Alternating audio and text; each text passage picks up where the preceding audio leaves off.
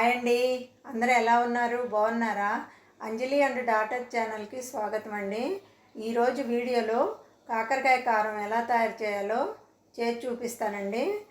ముందుగా ఒక మాట అండి, ఈ వీడియో మీకు నచ్చితే లైక్ చేయండి.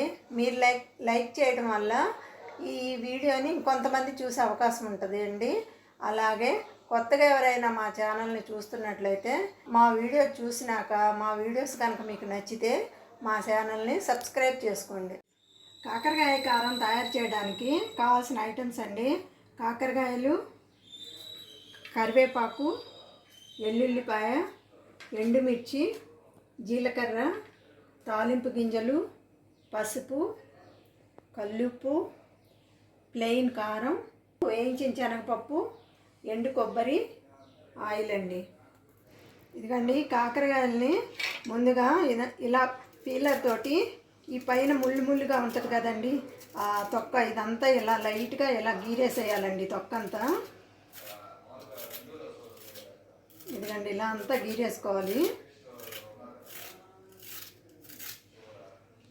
ఇలాగా అన్ని కాయలు ఇలా గీరేసుకున్నాక నీళ్ళతోటి శుభ్రంగా కడిగి సన్న ముక్కలు కోసుకుందామండి.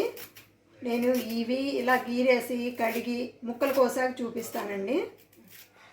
ఇదిగోండి కాకరకాయలు పైన అంతా పీలర్ తోటి గీరేసి శుభ్రంగా కడిగి ఇలా ముక్కలు కోసుకున్నానండి. ఇప్పుడు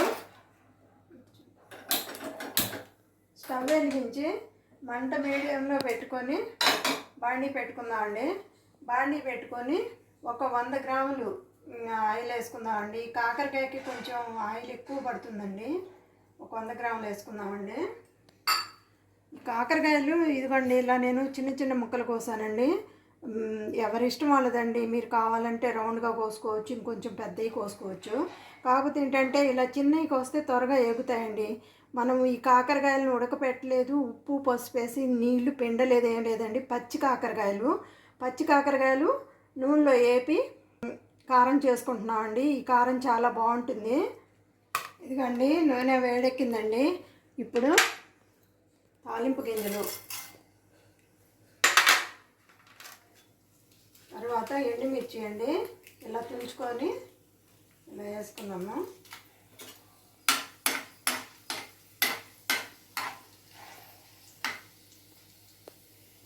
ఈ కాకరకాయ కారము ఇలా పచ్చి కాకరకాయలు వేపుకొని ఈ వేయించిన శనగపప్పు కొబ్బరితోటి కారం తయారు చేసేసి చేసుకుంటే మనకి ఒక 10-15 రోజులు బాగా నిల్వ ఉంటుందండి. ఫ్రిడ్జ్లో పెట్టుకోవాల్సిన పని లేదు, బయటే ఉంచుకోవచ్చండి.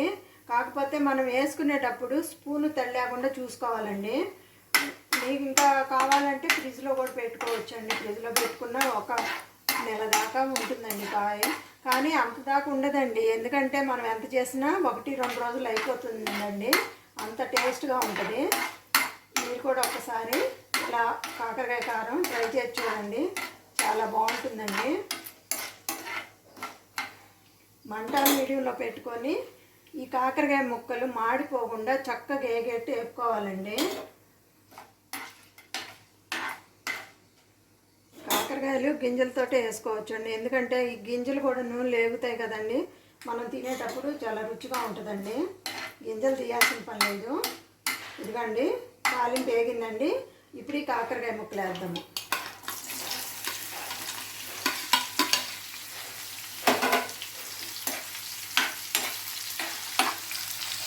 ఇప్పుడు దీంట్లో ఒక చిటికెడు పసుపు వేద్దామండి.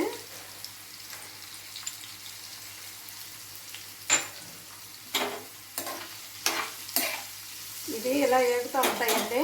ఇప్పుడు మనం కాకరకాయలోకి కారం తయారు చేసుకుందామండి. అది ఎలా చేసుకోవాలో నేను చూపిస్తానండి. ముందుగా ఒక మిక్సీ జార్ తీసుకొని ఇదిగోండి కొబ్బరి ఇలా సన్న ముక్కలు కోసి జార్లో వేసుకోవాలి. తర్వాత ఈ వేయించిన శనగపప్పు, తర్వాత కారం,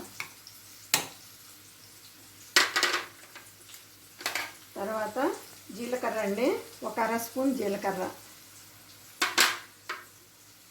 కల్లుప్పు, మనకి ఈ కారానికి సరిపడా చూసుకొని కల్లుప్పు వేసుకోవాలండి.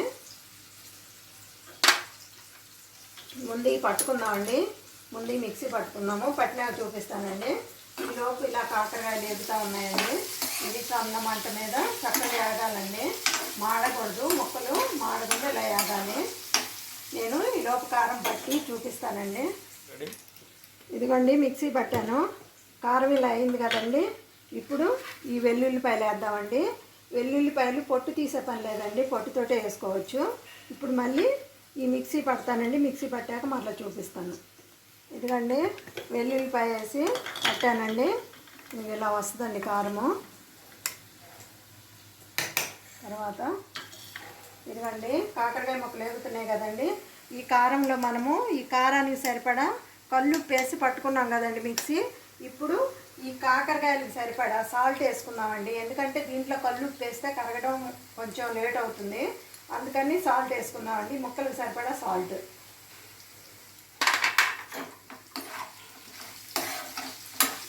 సాల్ట్ వేసుకొని ఇలా కలుపుకొని ఇలా ఈ మీడియం మంట మీదే ఈ ముక్కలన్నీ చక్కగా వేపుకుందామండి. ఇదిగండి ఇప్పుడు ఈ కరివేపాకు కూడా వేసేద్దాము.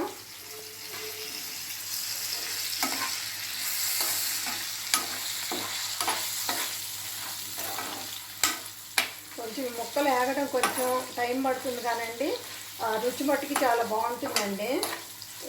ఈ వేగినాక నేను మళ్ళీ చూపిస్తానండి. ఇవ్వండి కాకరకాయలు వేగిపోయాయండి. ఇలా వేసుకోవాలండి. కాకరకాయలు 3 వంతులు వేగాక స్టవ్ సిమ్లో పెట్టుకోవాలండి. సిమ్లో పెట్టుకొని ఇలా మాడిపోకుండా ఇలా వేపుకోవాలి. ఇప్పుడు మనం పట్టుంచుకున్న ఈ శనగపప్పు, కొబ్బరి, కారపొడిని దీంట్లో వేద్దామండి.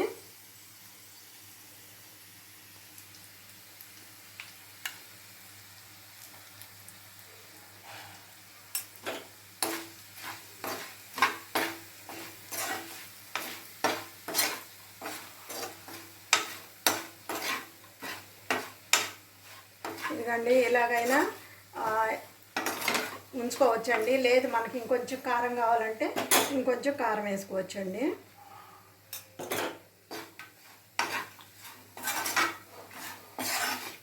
ఇలా ఉంటే బాగుంటుందండి.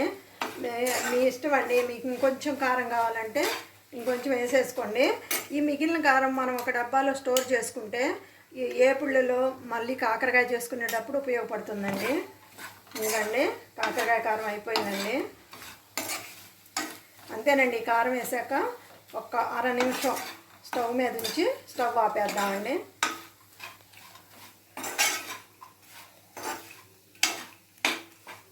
అయిపోయిందండి, స్టవ్ ఆపేస్తున్నాను. ఇలా కాకరకాయ కారం ఎలా తయారు చేయాలో చూసారు కదండి. నేను ఇందాక ఈ కాకరకాయలు వేయడానికి వేయించిన శనగపప్పు, ఎండు కొబ్బరి, వెల్లుల్లి వేసి కారం పట్టాను కదండి. అది మనం దీంట్లో వాడినాక కొంచెం మిగిలింది కదండి. ఆ మిగిలింది మనం ఫ్రిడ్జ్లో పెట్టుకుంటే 1 నెల రోజులు ఉపయోగించుకోవచ్చు అండి. మళ్ళీ కాకరకాయ చేసుకున్నప్పుడు వాడుకోవచ్చు, లేదన్నా ఏమన్నా ఏపుళ్ళు చేసినప్పుడు దాంట్లో ఉపయోగించుకోవచ్చు అండి. చూసారు కదా. ఈ కాకరకాయ కారం మీకు గనక ఈ వీడియో నచ్చితే మా ఛానల్ని లైక్ చేయండి, షేర్ చేయండి, మర్చిపోకుండా సబ్స్క్రైబ్ చేయండి. మా వీడియో చూసినందుకు మీ అందరికీ ధన్యవాదాలు.